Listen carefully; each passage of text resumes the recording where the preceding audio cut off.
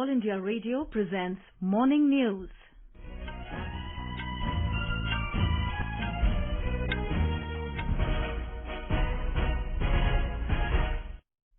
Good morning.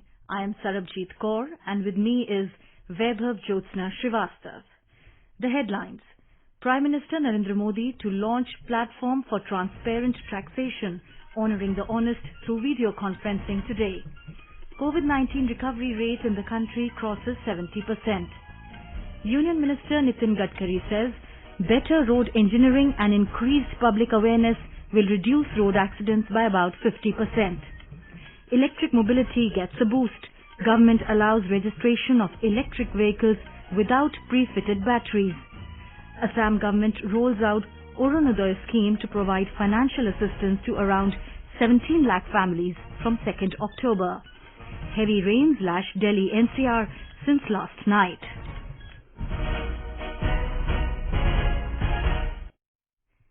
Prime Minister Narendra Modi will launch the platform for transparent taxation, honouring the honest through video conferencing today.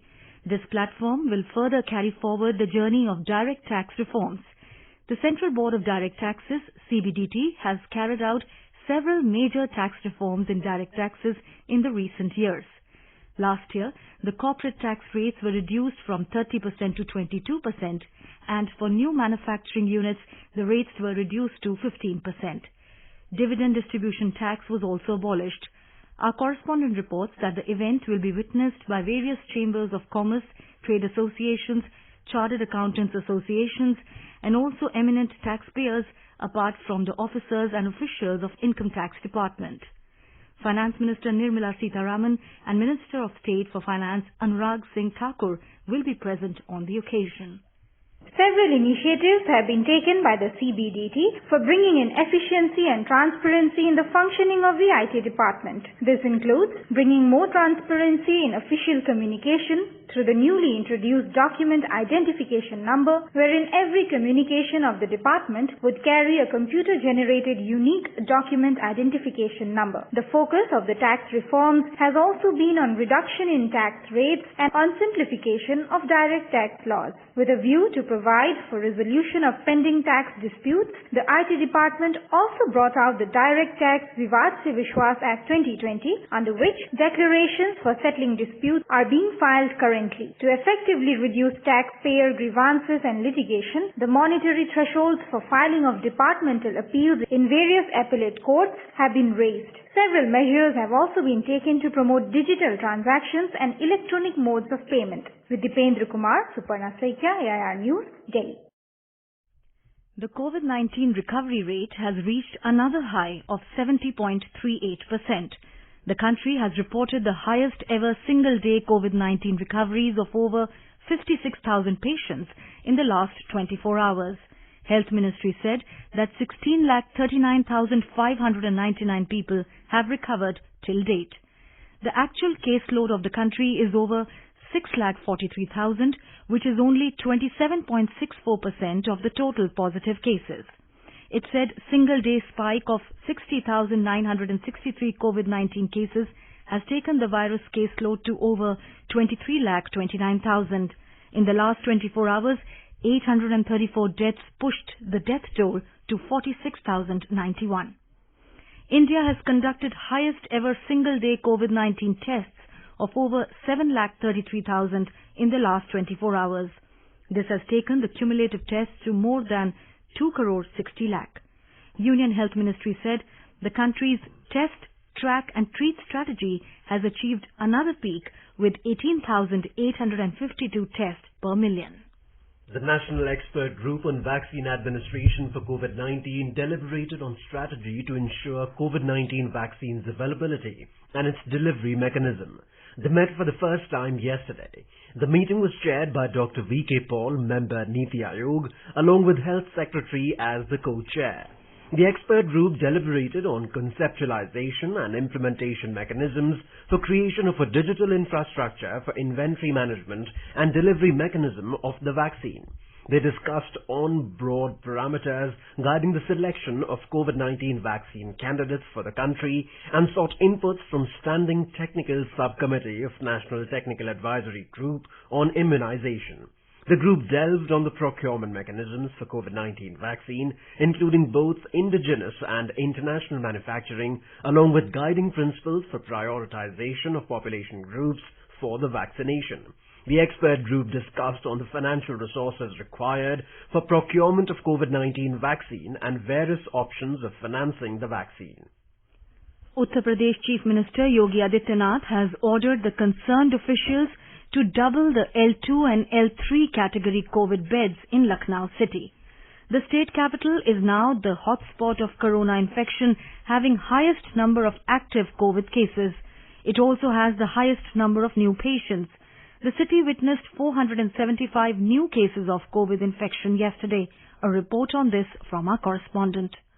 Chief Minister Yogi Adityanath had a meeting with senior officers yesterday evening on the COVID situation of state capital Lucknow. He reviewed the availability of ICU and HDU beds in L2 and L3 level COVID hospitals of the city. He ordered to double the number of such beds in all the important major hospitals in Lucknow. Lucknow is currently having 6,895 active COVID cases. Meanwhile, state government has said that during last few weeks, because of increased testing and resultant rise in number of positive patients, state is also witnessing a rise in death cases. But still, case fatality rate remains around just 0.6% in the month of August. Sushil Chandra Tiwari, AIR News, Lucknow. In Tamil Nadu, the convalescent plasma therapy has been further expanded as it yields an impressive result against COVID-19. Meanwhile, the total infection in the state has crossed 3,14,000 as 5,871 people tested positive yesterday. Our correspondent reports that the number of recoveries has also surged to over 2,56,000. The convalescent plasma therapy has been initially started on an experimental basis in Chennai, which has proved to be one of the most effective clinical methods to fight against the COVID-19 disease. In Chennai alone, over 57 people have undergone the therapy and most of them have completely recovered, as said by authorities. The clinical method has been initiated in Madurai also recently, where all the 7 people who got it have recovered faster. It has encouraged the health officials to start work on launching it in the Government Medical College Hospital at Tanjavur as well. Meanwhile, the State Chief Minister Edappadi Palaniswamy recently made an appeal to all eligible people who recovered from the viral infection to donate their blood plasma to help the existing patients. Jai Singh, AIR News, Chennai. The West Bengal government has decided to give government jobs to the families of front-ranking corona warriors in the event of their death. The State Finance Department has issued notification in this regard. According to the notification, new posts will be created if required and jobs will be offered within a month of submission of application. Besides government employees, doctors, nurses, ASHA workers, contractual nursing staff, paramedical employees, sweepers, laundry workers, civic volunteers, all types of casual laborers involved in COVID management will be covered under the scheme. The Maharashtra government has announced that it has reduced by Rs 300 the rates of COVID-19 tests conducted by laboratories. State Health Minister Rajesh Tope said yesterday that the maximum charges for testing now stand at Rs 1,900, Rs 2,200 and Rs 2,500, while no laboratory can charge above these prescribed rates. Tope informed that the decision was taken by the state-appointed committee to regulate the COVID-19 testing charges so that patients do not face any financial burden. In Gujarat, 1,152 new cases of COVID-19 were recorded yesterday. According to the State Health Department, the recovery rate has improved further and reached up to 77.15%. More details from our Ahmedabad correspondent. More than 11,09,000 tests have been carried out in the state till date, out of which record 50,124 tests have been carried out yesterday. Out of 1,152 new cases recorded yesterday, the maximum 195 new cases reported from Surat. Ahmedabad city recorded 147 new cases during the last 24 hours. Total cases of COVID-19 in the state have gone up to 74,390. Out of 14,282 active cases in the state, the conditions of 75 patients are serious. At the other end, 977 patients have been discharged from various hospitals after recovery. With this, the total patients recovered from COVID-19 have gone up to 57,393. Yogesh Pandya, Air News, Ahmedabad. In Madhya Pradesh, the State Tourism Development Corporation has opened all its hotels and restaurants after a gap of over 4 months. The outbreak of coronavirus pandemic had forced closure of over 60 hotels and restaurants that the corporation runs in the state in March. More from our correspondent. All hotels and restaurants in Bhopal, Indore, Jabalpur, Gwalior, Khajuraho and Pachmadi regions are being reopened on tourist demand. Corporation's Managing Director S. Viswanathan told AIR that hotels and restaurants will follow the guidelines and SOP issued by Union Ministry of Tourism and the MP Health Department. वहाँ पे हम लोग ये issue करेंगे जो protocol है, entry में जो भी आ रहे व्यक्ति उनको सैनिटाइज करना, हमारा प्रॉपर्टीज को सैनिटाइज रखना और एंटायर जो खाना बनाना फिर सर्व करना, फेस शील्ड रखना, मास्क यूज करना, so that customers को भी सुविधा मिल जाए और हम लोग भी अच्छी तरह से उनको कैटरिंग करें. Meanwhile, the number of COVID-19 cases in the state climbed up to 41,604 after the 870 new cases reported in the past 24 hours in Madhya Pradesh. Sanjeev Sharma, AIR News, Bhopal. The government of Odisha has decided to enhance penalties for violators of the COVID-19 protocols. The state cabinet in its meeting yesterday has approved the proposal to effect necessary amendments in the Epidemic Diseases Act 1897 in its application by promulgating an ordinance. According to the proposal, non-compliance with the norms for the use of masks, social distancing, spitting at public places and other such regulatory measures would attract imprisonment for a term which may extend up to 2 years or a fine which may extend up to 1 lakh rupees or both. Karnataka reported the biggest single-day spike of 7,883 new COVID-19 cases yesterday, taking the total number of infections to 1,96,494. Details from our correspondent.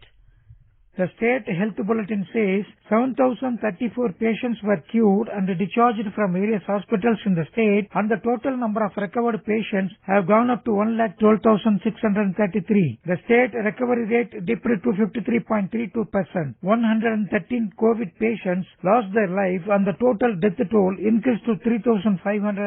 The COVID testing in the state is increasing every day, with a record 53,326 tests conducted yesterday in under labs across the state, and the total number of tests have gone up to 18,26,317. R. Murthy, AER News, Bengaluru.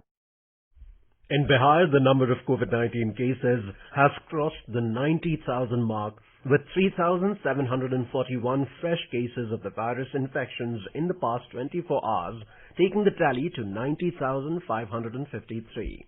The state registered 9 more deaths, taking the toll to 474. 60,068 patients have recovered so far, and 30,010 patients are being treated in various hospitals. The recovery rate is over 66%. 92,414 samples were tested in the past 24 hours. Nearly 2,14,985 new coronavirus cases were reported worldwide over the last 24 hours, and the total tally reached 20.1 million according to the World Health Organization (WHO).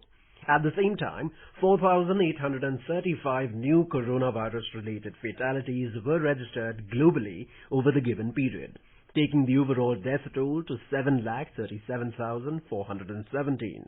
The WHO declared the outbreak of the new coronavirus a pandemic on March 11th. In our series Experts Speak on All India Radio, we bring you views of leading medical experts on COVID-19. Dr. Nand Kumar, Professor of Psychiatry, AIIMS, advised people to stay home, spend time with family members and practice yoga. Stay at home, spend time with the family, do household work, exercise, listen to music, sing with the family, do yoga, meditation, and take care of emotional needs of the family. Dr. Anvita Agarwal, resident Infectious Diseases AIIMS, advised people to not be negligent and stay home. Coronavirus may be invisible, but the number of people affected are very much visible, and the numbers are increasing from day to day. Don't be negligent. Please stay at home. You are listening to the morning news on All India Radio. A reminder of the headlines before we move on. Prime Minister Narendra Modi to launch platform for transparent taxation, honouring the honest through video conferencing today. COVID-19 recovery rate of the country crosses 70%. Union Minister Nitin Gadkari says better road engineering and increased public awareness will reduce road accidents by about 50%. Electric mobility gets a boost. Government allows registration of electric vehicles without pre-fitted batteries. Assam government rolls out Arunodoi scheme to provide financial assistance to around 17 lakh families from 2nd of October. And heavy rains lash Delhi NCR since last night. For quick news updates round the clock, follow us on our Twitter handle @AIR News Alerts. Welcome back. Union Minister Nitin Gadkari has called for increased investment by international institutions and bodies in the Indian highways and MSME sectors. He said automobile and MSME are the two growth engines of Indian economy. Addressing the Indo-Australian Chamber of Commerce and Women Noator on trade investment and collaborations in road infrastructure and MSMEs, the minister said India and Australia are already cooperating in the road safety sector. He said this cooperation has provided better designs for roads and awareness opportunities for the public. Under Indian Road Safety Assessment Program, 21,000-kilometer roads have been assessed and about 3,000-kilometer road length is under technological upgradation. He said better road engineering and increased public awareness have brought improvement. He added that it is estimated that these upgradation programs will bring about 50% reduction in road accidents. Mr. Gadkari informed that the objective is to set out to achieve zero road fatalities by 2030. The work has started on the first of its kind Katra-Delhi Express Road Corridor, which will be ready by 2023. Disclosing this, Union Minister Dr. Jitendra Singh said, when it becomes functional, the travel time from Katra to Delhi will get reduced to around 6.5 hours and from Jammu to Delhi to just about 6 hours. Estimated to cost over 35,000 crore rupees, the minister said the important cities through which this expressway corridor will pass include Jammu and Kathua in Jammu and Kashmir and Jalandhar, Amritsar, Kapurthala and Ludhiana in Punjab. A full dress rehearsal is being held at the historic Red Fort in Delhi today morning for the 74th Independence Day celebrations. Delhi Police has issued a traffic advisory to ensure safe and smooth vehicular movement across the national capital. The rehearsal will have the same traffic restrictions as on Independence Day.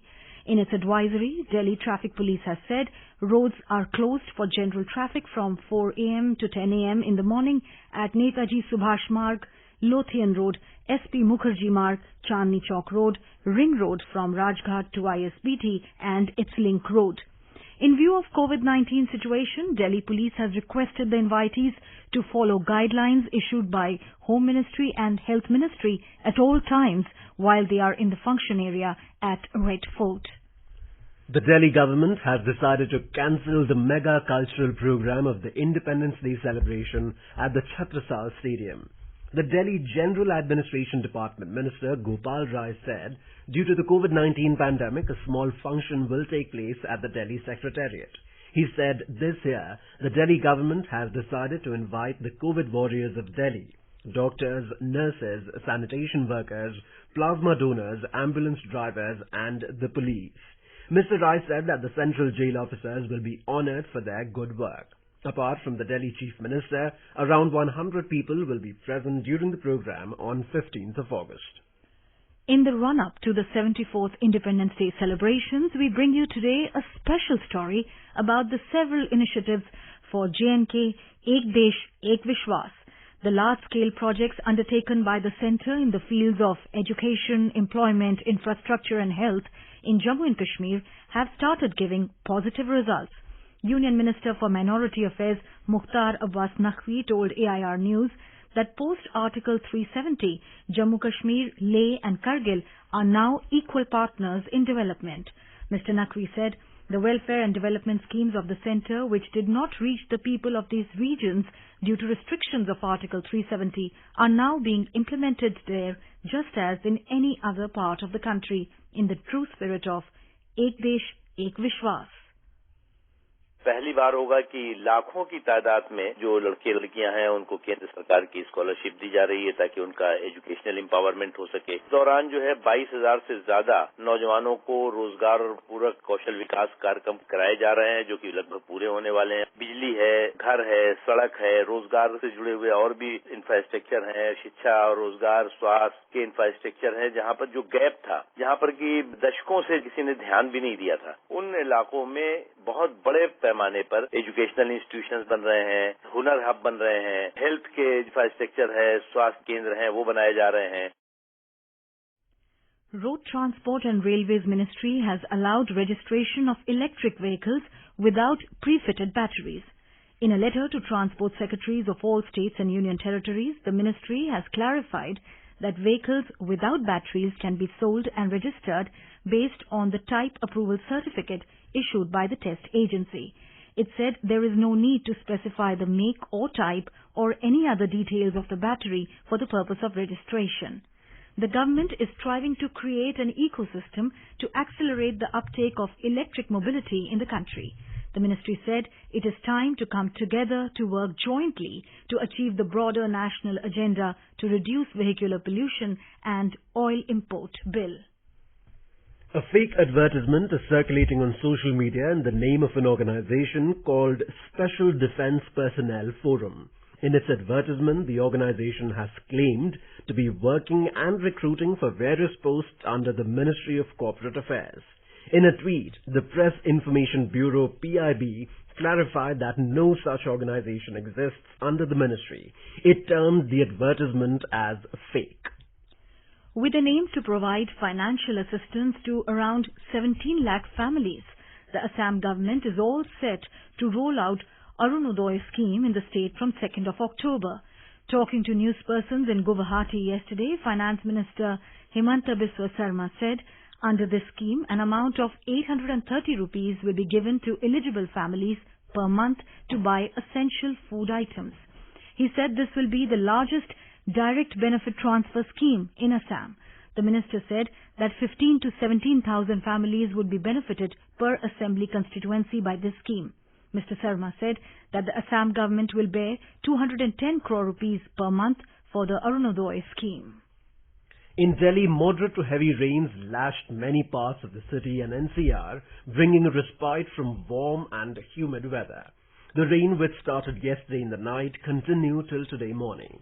Heavy rainfall also resulted in waterlogging in different parts of the city. The weather department has said that most parts of the city witnessed rains. The India Meteorological Department IMD has predicted generally cloudy skies with moderate to heavy rains in the city. With the monsoon becoming active again, intermittent heavy rains hit parts of Mumbai and neighbouring coastal districts in last 24 hours. As per the Indian Meteorological Department, the rainfall in Mumbai has already crossed its seasonal levels and now the city is experiencing excess rainfall. All 7 lakes providing water to the city and adjoining areas are full to the capacity. The IMD has predicted intense clouding over North Konkan belt, which includes Raigarh, Thane, Mumbai and Palghar, indicating intermittent spells in coming days. And now let us take a look at the weather forecast for today. The national capital Delhi witnessed minimum temperature of 27 degrees Celsius. The maximum temperature is expected to hover around 36 degrees Celsius. It will have generally cloudy sky with heavy rain. Mumbai will also have generally cloudy sky with heavy rain. The minimum temperatures recorded was 25 degrees Celsius. Maximum will be around 30 degrees. Chennai will have generally cloudy sky with light rain or drizzle. The minimum temperature recorded was 25 degrees Celsius and the maximum is expected at 32 degrees. Kolkata will have generally cloudy sky with 1 or 2 spells of rain or thunder showers. The minimum temperature in the metropolis was 27 degrees Celsius, while the maximum will be around 33 degrees. On to north, in the Union Territory of Jammu and Kashmir, the minimum temperature was 26 degrees Celsius in Jammu, while the maximum will be around 35 degrees. The city is likely to have partly cloudy sky with possibility of rain or thunderstorm or dust storm today. In Srinagar, there will be mainly clear sky, becoming partly cloudy towards afternoon or evening. The minimum temperature was recorded at 20 degrees Celsius, while the maximum is expected to be around 33 degrees. Leh in Ladakh will have clear sky today. The temperatures will hover between 18 and 32 degrees Celsius. In Gilgit, the minimum temperature was recorded at 18 degrees Celsius and the maximum is expected to be around 36 degrees. The region will experience partly cloudy sky today. In Muzaffarabad, there will be partly cloudy sky with possibility of rain or thunderstorm or dust storm. The minimum temperature recorded was 22 degrees Celsius and the maximum is expected to be around 36 degrees. In Dehradun, the temperature will hover between 24 and 30 degrees Celsius. The city is expected to have partly cloudy sky with possibility of heavy rain or thunderstorm. In Hyderabad, the minimum temperature was 24 degrees Celsius, while the maximum could go up to 34 degrees. The city will have generally cloudy sky with 1 or 2 spells of rain or thunder showers. Guwahati will also have a generally cloudy sky with a few spells of rain or thunder showers. The minimum temperature in the city was 25 degrees Celsius, while the maximum will be around 34 degrees.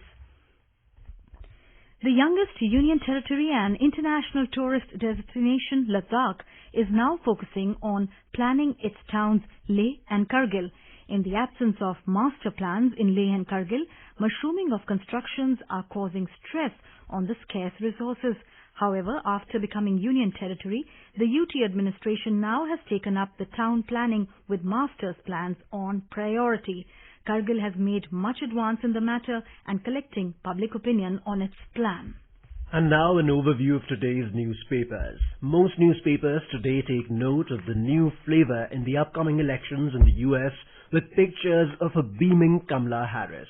The Hindustan Times headline reads, India origin Harris is Biden's running mate, while the Financial Express states Kamala Harris brings experience, law and order heft to the Biden ticket.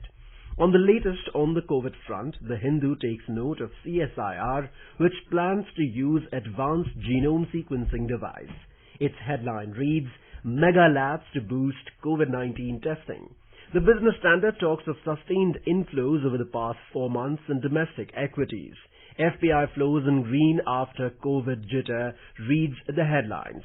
With life slowly moving back to normal with precautions, physical hearing of cases in Supreme Court to resume in 2 weeks, but fresh matters to be heard in virtual courts, informs the Times of India. And with stay home, stay safe being the new norm, the Economic Times states white-collar India wants to work from home for the rest of this year, companies cautious, not asking all employees to return to office. And now, before we end the bulletin, the headlines once again. Prime Minister Narendra Modi to launch platform for transparent taxation, honouring the onerous through video conferencing today. COVID-19 recovery rate in the country crosses 70%. Union Minister Nitin Gadkari says better road engineering and increased public awareness will reduce road accidents by about 50%. Electric mobility gets a boost. Government allows registration of electric vehicles without pre-fitted batteries. Assam government rolls out Arunodoy scheme to provide financial assistance to around 17 lakh families from 2nd of October. Heavy rains lashed Delhi NCR since last night. For details of these stories and more, log on to our website www.newsonair.com and News on AIR app. And with that, we end the morning news. Have a nice day.